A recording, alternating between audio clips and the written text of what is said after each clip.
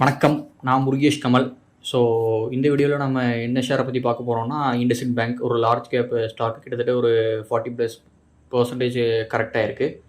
So அதனுடைய equity research, அதனுடைய NBA issue, so NBA rice ஆகிக்கிட்டே இருக்குது. ஸோ மைக்ரோ ஃபைனான்ஸ் செக்டார்லேருந்து அதை டீட்டெயில்டாக பார்க்கலாம். அது மட்டும் இல்லாமல் ப்ரொமோட்டரோட ஷேர் கொஞ்சம் பிளட்ஜ் ஆகிருக்கு. ஸோ இந்த ஸ்டாக்குடைய டெக்னிக்கல் அண்ட் ஃபண்டமெண்டல் அனாலிசிஸ் இந்த வீடியோவில் பார்க்கலாம். ஃபஸ்ட்டு IndusInd பேங்க் வந்து ஹிந்துஜா குரூப்போட இது.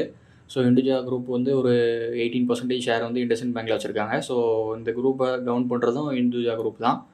ஸோ 1994 மிஸ்டர் பிரேமானந்த் தீப்சந்த் இந்துஜா அப்படிங்கிறவரால் இண்டஸ் வேலி சிவிலைசேஷன் அப்படிங்கிற கான்செப்டை பேஸை வச்சு IndusInd பேங்க் அப்படிங்கிற நேமை கொடுத்து இந்த பேங்க் கிட்டத்தட்ட 1994 2024 கிட்டத்தட்ட ஒரு 30 years ஆஃப் எக்ஸ்பீரியன்ஸு 30 years-ஆக இந்த பேங்க் வந்து சக்ஸஸ்ஃபுல்லாக ரன் ஆகிட்டுருக்கு.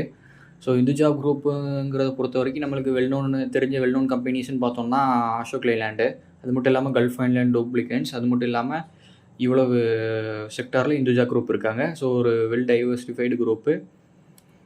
இந்துஜா ஃபேமிலி ட்ரீன்னு பார்த்தோம்னாலுமே நான் சொன்ன மாதிரி இந்துஜா குரூப்பை வந்து ஃபார்ம் பண்ணது மிஸ்டர் பிரேமானந்த் தீப்சந்த் இந்துஜா. ஸோ இப்போ கரண்ட்டு இந்தியாவோட சேர்மன் ஹிந்துஜா குரூப்போட சேர்மன் யாருன்னு பார்த்தோம்னா மிஸ்டர் அசோக் இந்துஜா அப்படிங்கிறவங்க தான். ஸோ ஸ்ரீசந்த் இந்துஜா அப்படிங்கிறவங்க ஹோல் இந்துஜா குரூப்போடைய கரண்ட் சேர்மனாக இருக்காங்க. ஸோ பிரேமானந்த் தீப்சந்த் இந்துஜாவுக்கு மொத்தமே 4 பசங்க.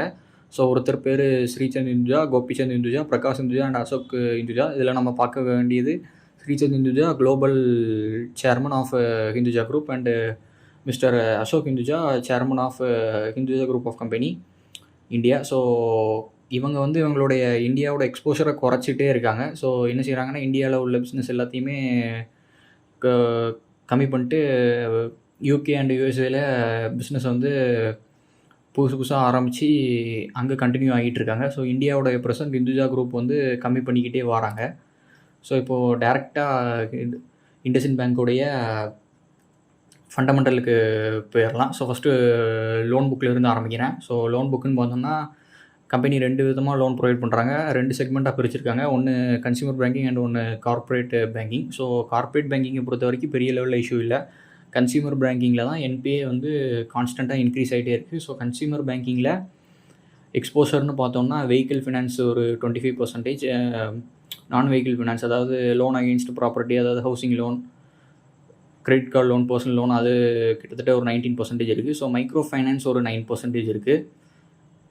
ஸோ இந்த 32,723 crore மைக்ரோ ஃபைனான்ஸில் எக்ஸ்போஷர் இருக்காங்க. ஸோ இந்த மைக்ரோ ஃபைனான்ஸ் தான் இப்போ உள்ள சிச்சுவேஷனில் எல்லா பேங்கிங் அண்ட் ஃபைனான்சியல் இன்ஸ்டியூஷனுக்கு பெரிய தலைவலியாக இருக்குது. ஸோ மைக்ரோ ஃபைனான்ஸுங்கிறத முதல்ல என்னென்னு சிம்பிளாக சொல்லிடுறேன். ஸோ மைக்ரோ ஃபைனான்ஸ் யாருக்கெல்லாம் கொடுப்பாங்கன்னா, small and medium businesses without more collateral and small and loans to small income exposure peoples. So இவங்க தான் இந்த மைக்ரோ ஃபைனான்ஸ் கேட்டகரிக்குள்ளே வருவாங்க.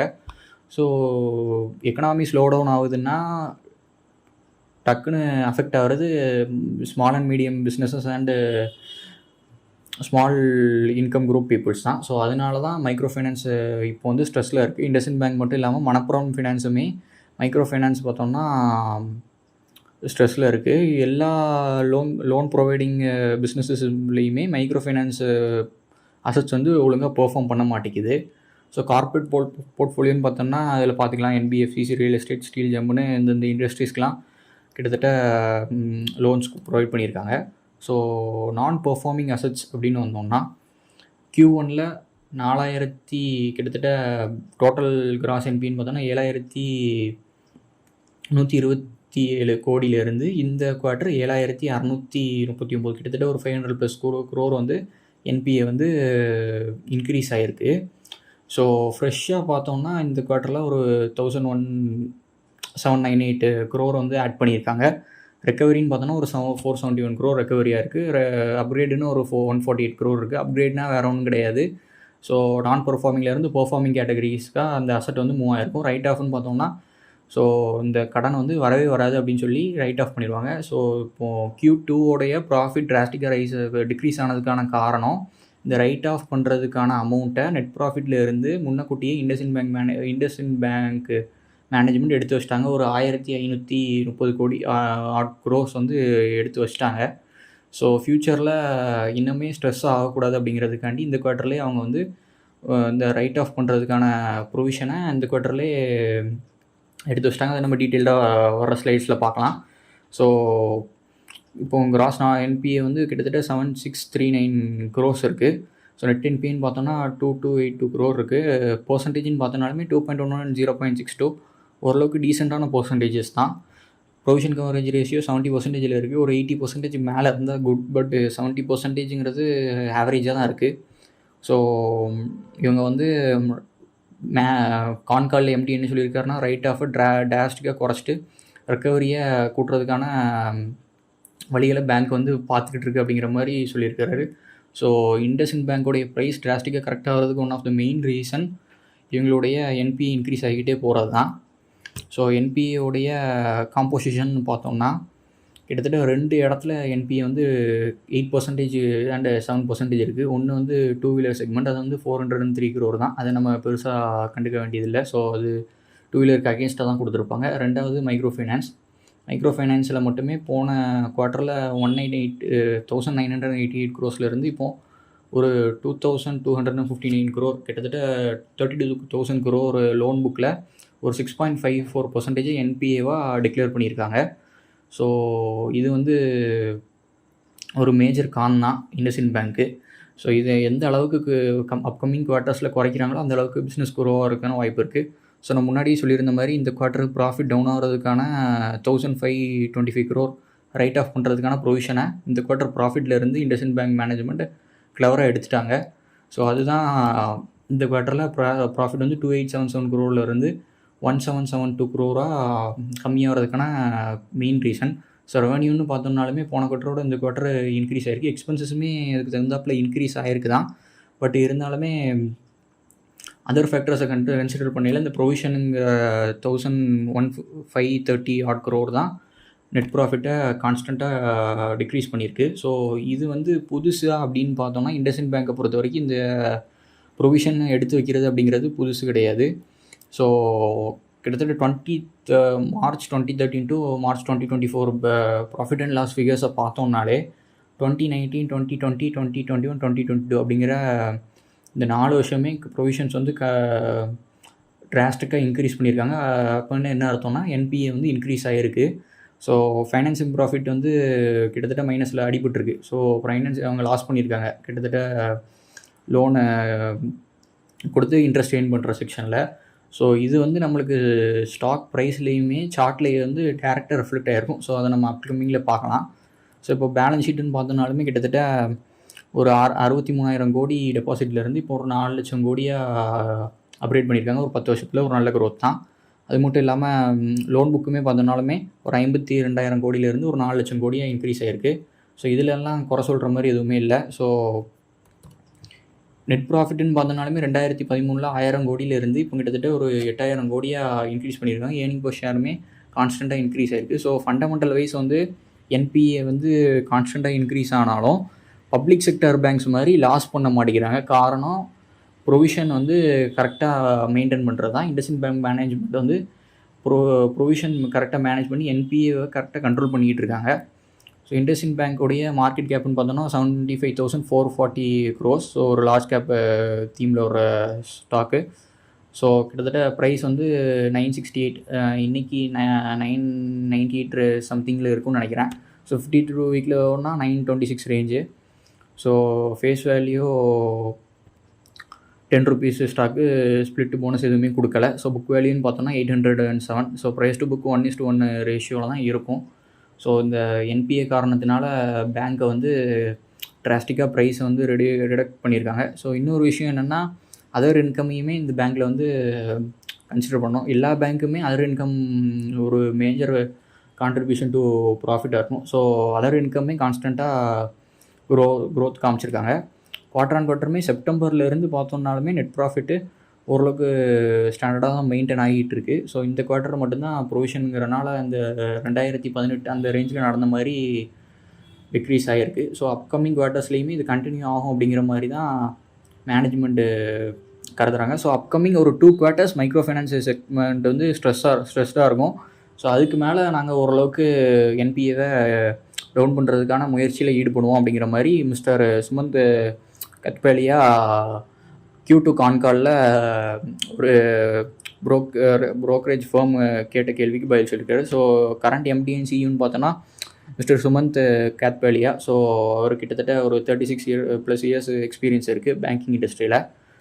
ஸோ இண்டஸ்இண்ட் பேங்க்லேயுமே கிட்டத்தட்ட ஒரு 15+ இயர்ஸ் இருக்கிறாரு. ஸோ இப்போது ஷேர் ஹோல்டிங் பேட்டர்னு பார்த்தோம்னா நான் ஃபஸ்ட்டே சொன்ன மாதிரி ப்ரொமோட்டர் கையில் ஒரு 16.5% ஷேர் இருக்குது. So 16.5% share. இந்த 16.5% ஷேரோடைய நம்பர்னு பார்த்தோம்னா கிட்டத்தட்ட ஒரு 11 crore and 75 lakhs 16,010 shares.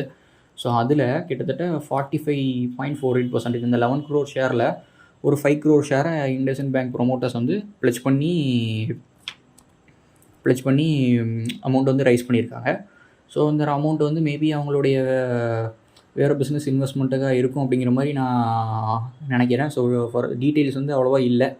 So promoter கையில் ஒரு 11 crore ஷேர் இருக்குது. அதில் ஒரு 5 crore ஷேர் ப்ளெஜ்டு இருக்குது.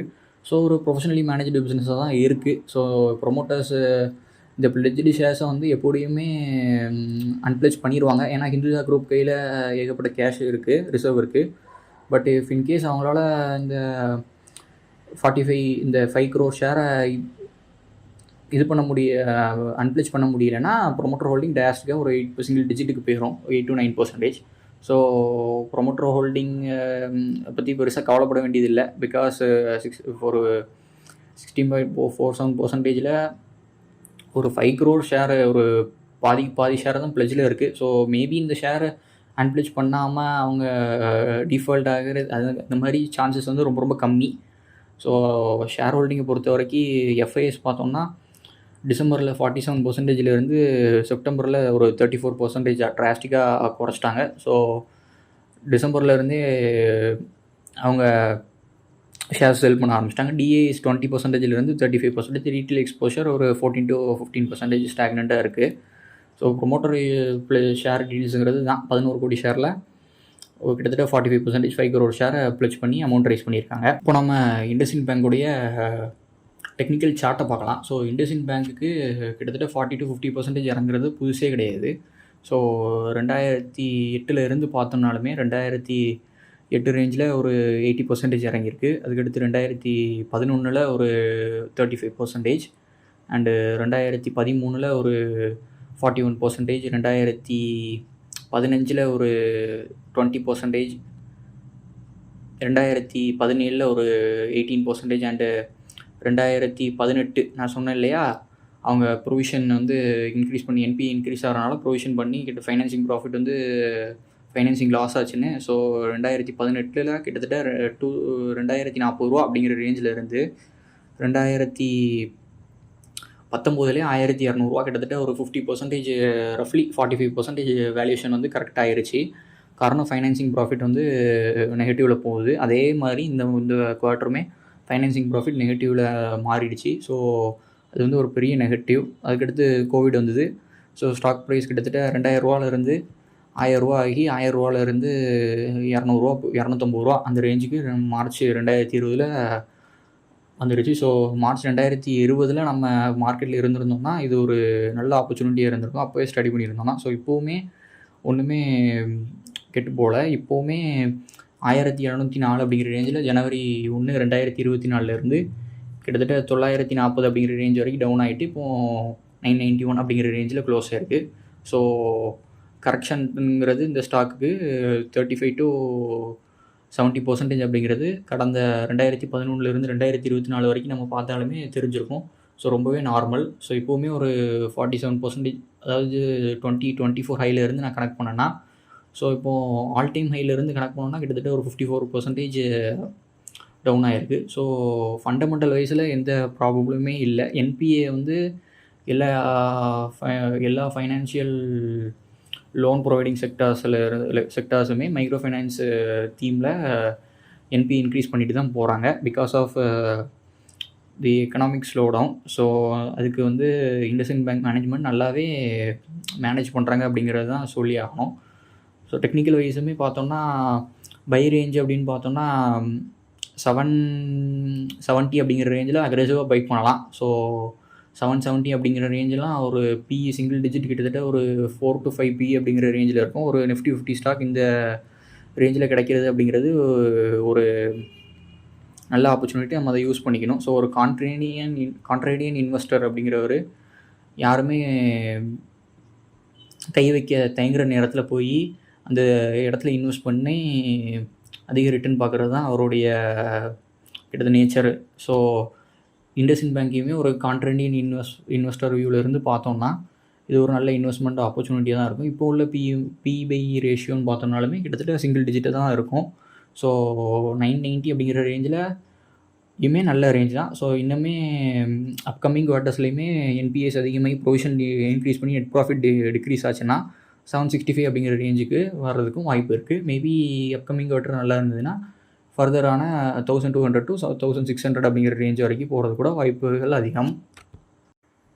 அடுத்து 27ஆம் பிஸ்னஸ் ஸ்டாண்டர்டில் ஒரு நியூஸ் கொடுத்துருந்தாங்க. ஸோ இண்டஸ்இண்ட் பேங்க் கிட்டத்தட்ட 1573 கோடி ஒர்த்தான நான் பெர்ஃபார்மிங் மைக்ரோ ஃபைனான்ஸ் லோனை ஃபுல் கேஷ் பேசிஸில் கிட்டத்தட்ட 85 crore அப்படிங்கிற ரேஞ்ச் ஒரு 5.4% ரெக்கவரிக்காண்டி 1573 crore லோனை 85 crore கேஷ் செட்டில்மெண்ட்டுக்காண்டி விற்றுருக்காங்க. ஸோ அப்போ என்ன அர்த்தம் அப்படின்னா 1573 மதிப்பான லோன் கொடுத்து ஸோ அந்த லோனை அவங்களால கலெக்ட் பண்ண முடியாமல் அதை என்பிஏவாக ரியலைஸ் பண்ணி ஸோ அந்த என்பிஏவை ஒரு ஃபர்ம் ஆர் ஏஜென்சி கிட்டத்தட்ட 85 crore கொடுத்து இந்த லோனை அவங்க டேக் ஓவர் பண்ணிக்கிறாங்க. ஸோ 1773 கோடி எங்கே இருக்குது, 85 கோடி இப்போ எங்கே இருக்குது அப்படிங்கிறத பார்த்தாலே நம்மளுக்கு தெரியும் இந்த மைக்ரோ ஃபைனான்ஸு செக்டரில் எவ்வளோ ஸ்ட்ரெஸ் இருக்குது அப்படிங்கிறத. ஸோ இண்டஸ்இண்ட் பேங்க் உடனே இன்க்ரீஸ் ஆகுமா அப்படின்னு கேட்டால் டவுட்டு தான். ஸோ அப்கமிங் குவார்ட்டர்ஸை பார்த்து நம்ம ரொம்ப பொறுமையாக போர்ட்ஃபோலியோவில் இத்தனை % அப்படிங்கிற மாதிரி அலோகேட் பண்ணி கன்சிடர் பண்ணோன்னா வெரி லாங் டேர்முக்கு ஒரு நல்ல வேல்யூ பையாக இருக்கும். ஸோ ப்ரொமோட்டர்ஸ் ஷேருமே ரொம்ப கம்மியாக தான் இருக்குது. ஒரு ப்ரொஃபஷனலி மேனேஜ்டு பிஸ்னஸாக தான் ரன் ஆகிட்டு இருக்குது. ஸோ ப்ரொவிஷன் என்னங்கிறத பார்க்கணும். ஸோ ஒரு சர்டன் % மட்டும் அலோகேட் பண்ணுங்கள், ஓவர் எக்ஸ்போஷர் கொடுத்துடாதீங்க, ஏன்னா ஃபியூச்சர் எப்படி இருக்குன்னு தெரியாது. ஸோ ஒவ்வொரு கரெக்ஷனுமே ஆப்பர்ச்சுனிட்டியாக கன்சிடர் பண்ணி பை பண்ணோன்னா ஒரு வெரி லாங் டேர்முக்கு இண்டஸ்இண்ட் பேங்க் ஒரு நல்ல வேல்யூ பையாக இருக்கும். ஸோ இதுதான் இந்த வீடியோவில் நான் சொல்லணும்னு நினச்சது. இது ஒரு எஜுகேஷனல் பர்பஸ்க்காக மட்டுமே, இன்வெஸ்ட்மெண்ட் அட்வைஸ் கிடையாது. எந்த ஒரு இன்வெஸ்ட்மெண்ட் பண்ணதுக்கு முன்னாடியும் உங்கள் ஓன் அனலைசிஸ் பண்ணிட்டு இன்வெஸ்ட் பண்ணுங்கள். ஸோ இந்த வீடியோ உங்களுக்கு பயனுள்ளதாக அமைஞ்சிருக்கும்னு நான் நம்புகிறேன். இது போன்ற மேலும் நல்ல ஒரு வீடியோவில் சந்திக்கிறேன். நன்றி, வணக்கம்.